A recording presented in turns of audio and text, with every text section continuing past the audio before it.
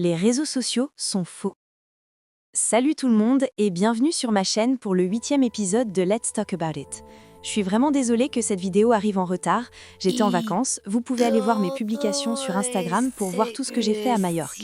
Cette vidéo va parler des amitiés sur YouTube, des amitiés sur les réseaux sociaux et des amitiés en général, parce que je veux que tout le monde puisse s'y reconnaître d'une façon ou d'une autre. Alors allons-y. Même si cette vidéo ressemble un peu à un coup de gueule, je veux rester intelligente dans ma façon de parler, car je ne suis pas ignorante du fait que YouTube est le lit que j'ai fait et dans lequel je me couche maintenant. Je ne veux pas brûler des ponts, je veux simplement partager mes expériences et vous dire la vraie vérité, la réalité réelle de la vraie situation. Parce que certains d'entre vous ont une idée fausse de ce que c'est d'être fameux sur Internet ou sur YouTube ou d'être un gourou YouTube. Je veux juste que vous sachiez que tout ce qui brille n'est pas de l'or, d'accord ? Et encore une chose, si vous pensez que je parle de quelqu'un en particulier, ce n'est probablement pas le cas. Donc ne mettez pas de nom dans les commentaires. Ce n'est pas si profond. Je veux simplement partager mon expérience et vous dire la vraie vérité. Je suis quelqu'un de naturellement amical et ouvert. Peu importe que vous soyez noir, blanc, indien, asiatique, petit, grand, gros, mince, handicapé, sans abri, peu importe. J'aime vraiment les gens et je crois que chacun a une histoire. J'adore écouter les histoires des autres, savoir d'où ils viennent. C'est dans ma nature, alors je reste la même personne partout où je vais. Avant d'être sur YouTube, je regardais d'autres youtubeurs britanniques. Je trouvais ce qu'ils faisaient génial. Est-ce que je voulais devenir youtubeuse ? Non. Je suis venue sur YouTube simplement parce qu'une marque de cheveux voulait que je fasse une revue vidéo. Je me suis dit, bon d'accord, je vais le faire. Les gens sur Instagram me disaient, Brianny, tu devrais faire des vidéos. Et je répondais, oui, peut-être. Ce n'était pas mon intention de base. Mais cette vidéo a ouvert une porte. J'en ai posté une, les gens en ont voulu plus, et c'est comme ça que tout a commencé.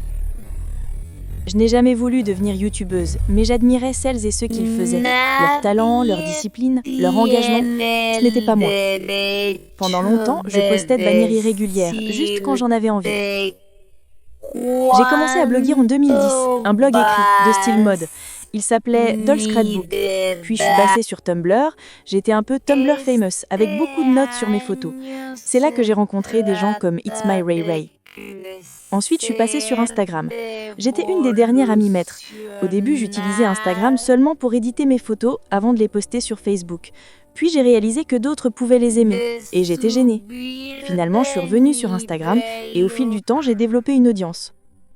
C'est comme ça que j'ai fini par connaître d'autres youtubeurs, souvent parce qu'ils appréciaient mon style ou ma personnalité.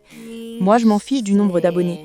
Si j'aime ce que tu fais, je te soutiens, c'est tout. Mais la première fois que je suis allée à un événement YouTube, j'ai été choquée.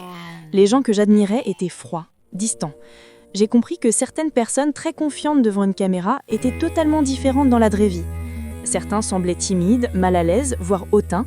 Moi, j'étais comme « Waouh, mais je te vois toujours si sûre de toi en vidéo !» Et c'est là que j'ai compris que beaucoup de youtubeurs n'ont pas de réelles compétences sociales. Si tu veux devenir youtubeur, sois d'abord une bonne personne. Oublie le talent. Les gens s'attachent aux personnes, pas aux compétences. Sois authentique, sincère et gentil. J'ai aussi découvert à quel point tout ça peut être faux. Les événements YouTube, les dîners entre influenceurs, c'était souvent superficiel, sans vraie connexion. J'y allais en espérant rencontrer des gens sincères, mais la plupart du temps, c'était juste des apparences. Et c'est là mon problème avec les réseaux sociaux. C'est faux. Les gens sont faux. C'est prétentieux, basé sur l'image, sur ce que tu montres à l'extérieur. Certains ne seraient même pas amis entre eux s'ils n'étaient pas instagrammables. On suit des gens parce qu'ils sont beaux, populaires ou qu'ils nous ressemblent. C'est devenu comme au lycée. Les cool kids, les filles jolies, les wannabes célèbres. Certaines feraient tout pour des likes, quitte à tout montrer. Et je les juge pas, je les plains, parce qu'elles cherchent une validation vide.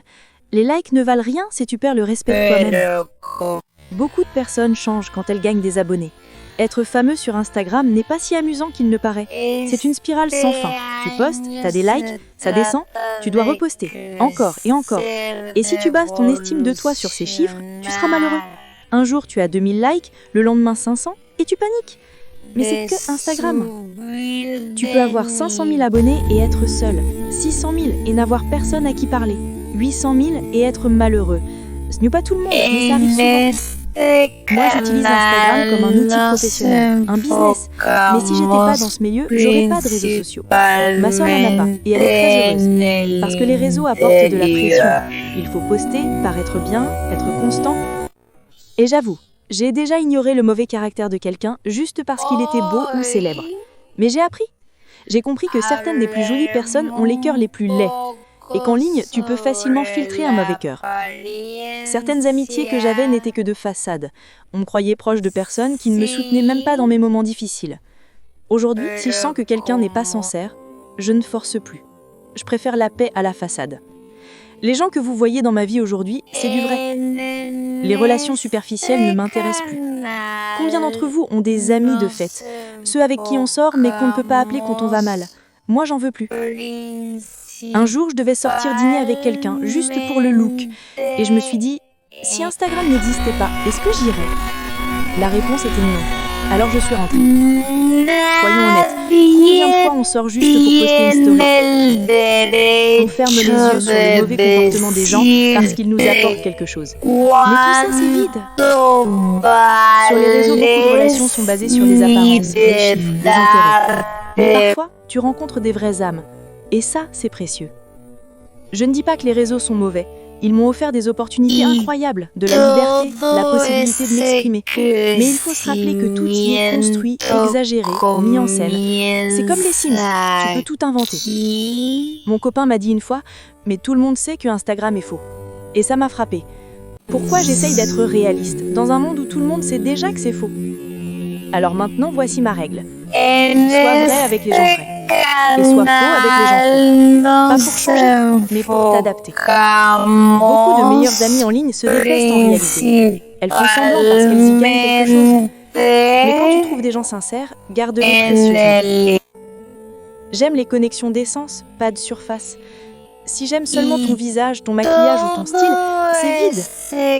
Si tu veux quelque chose de vrai, passe du temps avec tes vrais amis, ta famille, les gens réels que tu peux toucher. L'année dernière, j'ai pris une semaine sans réseaux sociaux et c'était magique. J'ai redécouvert la beauté de Londres, du soleil, de la vie réelle.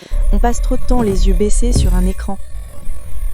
Quand tu arrêtes de tout capturer avec ton téléphone, tu peux capturer avec ton âme. Les réseaux peuvent créer de l'anxiété. Si tu peux vivre sans, fais-le. Tu n'as pas besoin de tout montrer.